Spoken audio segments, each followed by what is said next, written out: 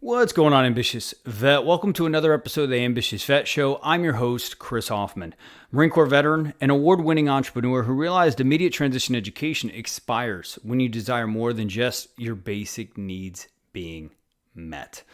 This show is designed to dive into the trenches with today's top subject matter experts, share inspiring transition stories, and provide masterclasses to equip you with the realistic perspective of what it takes to win in the trenches of everyday life post-military. Remember, it's all great being an ambitious vet, right?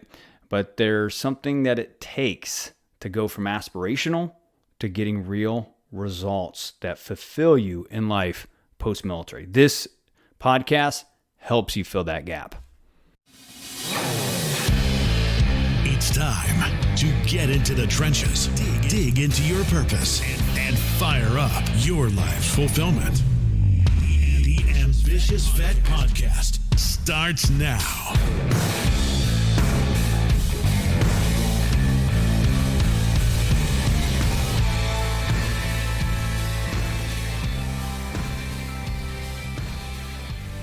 Hey, what's going on, Ambitious Vet? Thanks for diving right back inside the trenches with us this week, as I'm excited to do a solo episode around some takeaways from this past week's Military Influencer Conference. It's a 4-day conference that was in Las Vegas, Sin City, which I can promise you, if you have not already been there, that everyone smells like cigarettes and adult diapers. Seriously. And if you have been there, you know exactly what I mean. Within 24 hours, I was already getting the sniffles and getting shit stuck in my throat like mucus. And I'm like, where the hell am I at? I felt like I was on another planet. Obviously, a lot of fun, and a lot of moving parts, a lot of fun times, and just all that good stuff that Vegas naturally brings to a military member's life. But I'm excited to dive into some takeaways to really help you grow in the trenches of life this week. And this trip and this conference in Vegas, Military Infantry Conference, they're pretty much branding this as the center of all things military transition, military entrepreneurship, social impact, entertainment, and culture. Right? I've been attending this since 2017 to kind of just set the context. They had an off year during COVID.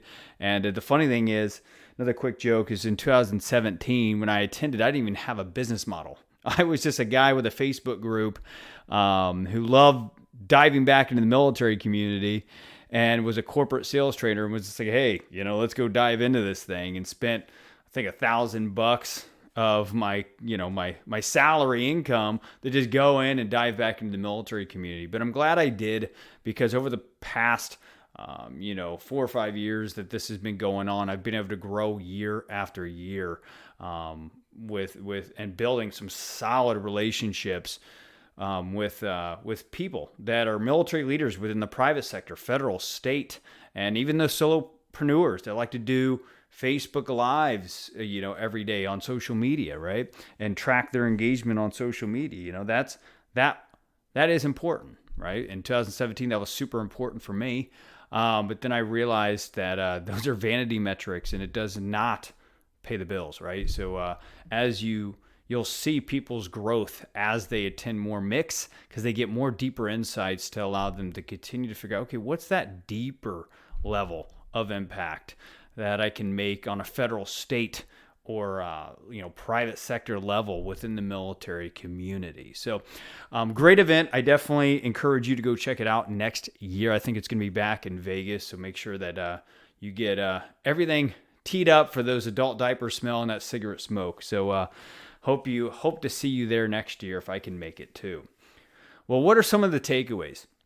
Right? Before I dive into some takeaways, what I've realized is there's a couple ambitious vets that listen to this show. And I really kind of gained more insight on that at the Military Infantry Conference. I started realizing that, people that listen to the show, people that open up our weekly newsletter, if you haven't already, go subscribe to it on the website.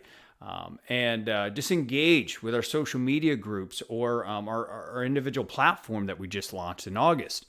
There's a few types. One is you're an aspiring entrepreneur, right? You're someone that is getting out or is out realizing the basis of career stability, wants to start a startup or business or a consulting company or whatever, but you don't know the first thing to do to start it. Second, ambitious vet that I realized that, kind of dives into the trenches on a weekly basis with the brand is you're an aspiring corporate leader out there. Maybe you just got into an entry-level role post-military, or maybe you're a mid-level manager and you're just trying to figure out how to level up. How do you grow in the trenches of life? How do you become better, right? And I think the third one is just overall, you're aspiring to be a better personal leader, like a self-leader. Meaning, what do I mean by that? Is you're just someone that is trying to figure out how to improve your habits and routines around what you're committed to every single day. Maybe you're trying to get better at self-awareness and reflection, self-management and regulation. Like, how do you manage stress and chaos on a daily, weekly basis? Social support, networking, building relationships, networking, building deep, reciprocal relationships with people in your life. And then personal planning and strategy. So this all encompasses self-leadership. Right? So the three, again, ambitious vets that I've learned that listen to the show and dive into our community rather, is aspiring entrepreneurs, aspiring corporate leaders, and just people that are just wanting to overall become better self leaders of your own life and be the commander in chief. So if you're listening to this and you're just like, yeah, that is definitely that's the hat I want to wear, or I am wearing. Make sure you're listening from that lens, listening from that hat, if that makes sense. Okay. So now I'm going to dive into some tips, for just the entrepreneurs, the aspiring entrepreneurs here. Storytelling was a big, content play there at the conference. What do I mean by storytelling? Just video marketing and everyday communication in your meetings, right? With your clients, potential partners, or maybe you're an entrepreneur trying to raise money. You got to be a good storyteller from a personal level, why you started a company, to your company story and what had you started? What was the obstacles that you had to overcome? What was the big aha moment? And what were some lessons you learned, right? Really what I've learned from storytelling, because I'm not always the best storyteller, and us as veterans can really just downplay some really pivotal moments that have, most people would be like, holy shit, you've actually done that? You've accomplished this? We downplay all that shit. And it doesn't work to do it, right? So storytelling, to sum it up, it just helps you pull people in, right? Influences, persuades people, and ultimately has people listen to you and really want to engage with you, if that makes sense. So storytelling was a big one. We're actually going to be doing a pre-interview with the guy that runs, I believe, buildthestory.com next week. And I'm excited to schedule an interview with him and have him talk more about how to get better at storytelling in your everyday life. So that's a big takeaway. For other aspiring entrepreneurs here, and if that's you listening to this, it's good old Alpha Coffee's chief coffee officer, Carl Churchill. He was there. Finally got to meet him in person. If you guys haven't gone back and listened to episode 104, The Warrior Ethos Behind a Life Fully Lived, go check that out. Finally got to meet this man, just face to face in his breakout session, and just had had some drinks with him as well. And his new marketing head, I guess you would say, marketing director, I believe, for his online coffee company, brick and mortar, wholesale. The damn company's growing so fast, can't even think of all the revenue drivers. But got to meet him in person. I got to hear his story, his company story rather, of how entrepreneurship is hard and his 10 lessons that he overcame. One being dropping the shovel, learning when to drop the shovel when you're not finding gold when you're digging. We all know how that feels like when you're digging for something and you're not running into gold, right? Knowing when to stop shoveling. Another lesson he taught there was you got to win as a team, right? If you're by yourself, you're doing it wrong. In the military, we won as a team. We did things as a team. Hell, we shit in the same fighting hole sometimes, right? So just make sure that you are learning how to build teams and go through the ups and downs of the team. And take calculated risk. You know what I mean? I think for myself, just speaking personally here, in my own opinion, I think getting out and wanting to be an aspiring entrepreneur while being a corporate leader on the side, it's always been tough for me to not do things at all costs. I've always learned that being ambitious, do things at all costs, you just figure it out. But the older I get, being 34 years old now, I realize how much you have to actually calculate the risk before making a decision, being like, okay, is this worth it? And really building that muscle. So learning how to take calculated risk as an entrepreneur, right? So those are like the high level, biggest takeaways that I got from an entrepreneurial track, on top of some amazing relationships there at the conference. Now, for aspiring corporate leaders that are listening to this right now, storytelling, obviously still a big one. You can just repurpose that from the entrepreneur track. Storytelling in anything helps just pull people in, helps whoever's listening to you just really be like, okay, yeah, this person knows what they're talking about, and it just kind of helps them kind of paint pictures in their head. So just think about it like that whenever you are wanting to talk about something in your corporate setting or in the next stand-up meeting or quarterly meeting where you have to present something. Make sure that you're thinking from a place of storytelling. Second biggest takeaway was I attended a military, how to establish a quality military hiring program, which Michael Kelly, who runs military affairs within USAA, and a few other top recruiters within the military community, or at least Mick positioned them as the top talent acquisition, leaders within the private sector.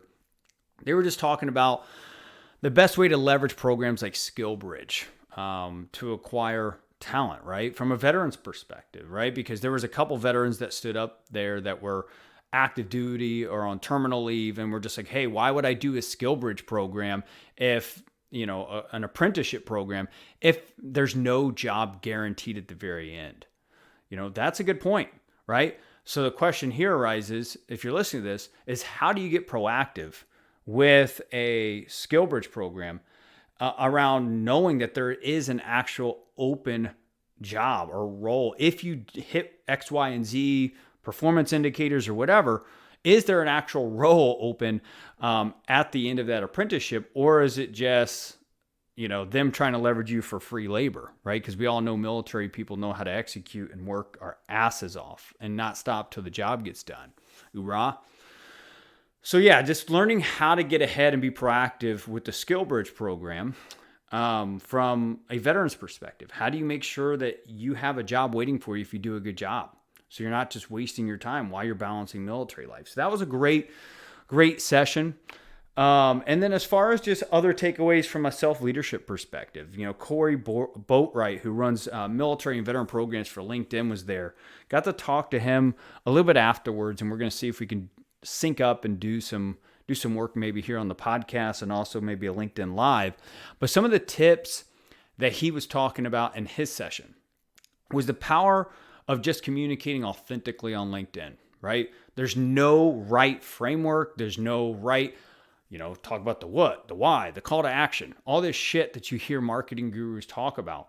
The only way to be on LinkedIn is yourself, right? And understanding that the more you post, the more you're going to improve. Just going through trial and tribulation like we all knew to do in the military. Some more tips that he was dropping bombs on is just testing posting times. When you're posting, right? Seeing and auditing the engagement after you post, right? Post in the morning, post in the afternoon, post in the evening, and track that over the next month and actually see when people that are following you, your first, second, and third connections, are engaging with you the most. And that will be your sweet spot for posting to make sure you're getting the most visibility and eyes on your post and feedback from people that want you to win on LinkedIn. So that was a great tip. Also, just understanding that LinkedIn is a search engine, not just a place to find jobs or connecting, right? You can use it as a search engine, which is pretty cool. Search engine to fulfill on the outcomes that I just described, but also you can go look up hashtags in the top search engine in your industry and begin learning more, consuming content around industry specific courses, subject matter experts. You can connect with them and start building relationships with people that are in the industry that have similar backgrounds or are where you want to be going. So that's a great strategy and tactic to just make sure that you're doing solid focus effort on the LinkedIn platform. So make sure you're using that search engine mechanism. I also got to connect with John Bursler. He was the former CEO of Combine Arms. If you guys haven't listened to the episode 80, where when he was still the CEO of Combine Arms, make sure to go to check out that episode. He's a Marine Corps vet who has now just become, I believe in this year, the Chief Experiential Officer for the Veteran Affairs.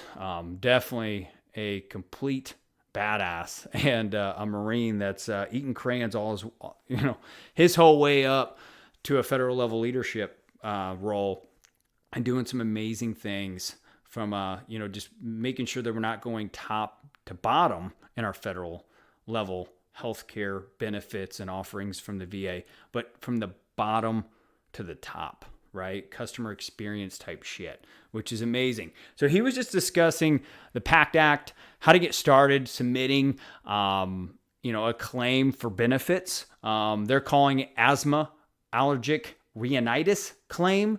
So guys, make sure that if you were in Afghanistan or Iraq and you had access to burn pits, you just, you inhaled some toxic shit out there, or you think you did, or you're having some kind of respiratory problems right now, make sure to go take advantage of the PACT Act and submit an asthma allergic rhinitis claim. And here's a quick hack to make sure that to find out if you qualify for a claim, or just to kind of help streamline you along the process and have some great accountability.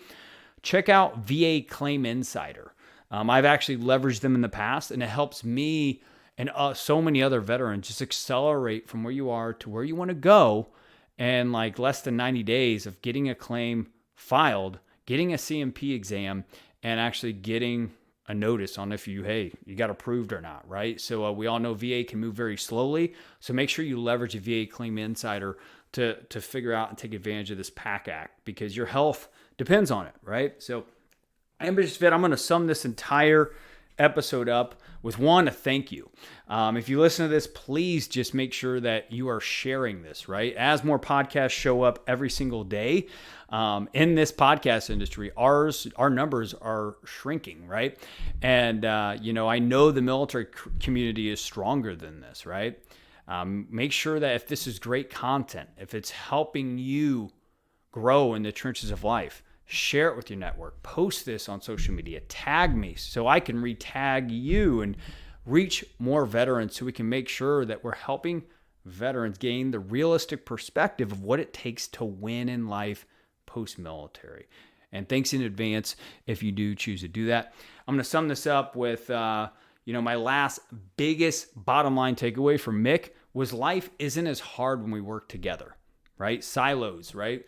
I think the event manager, Berlin, I forget his first name. Of course, I forget his first name, but he's a Bunker Labs ambassador for Vegas. Something Berlin. You can look him up. He's the brand ambassador for Bunker Labs in Las Vegas. Berlin's his last name. He came up to me and said, man, we're not silos anymore, man. This conference helps us not become silos, right? Think about that in your life. Are you siloing your way away from people, thinking you have the lucky charms and no one else can find out about it?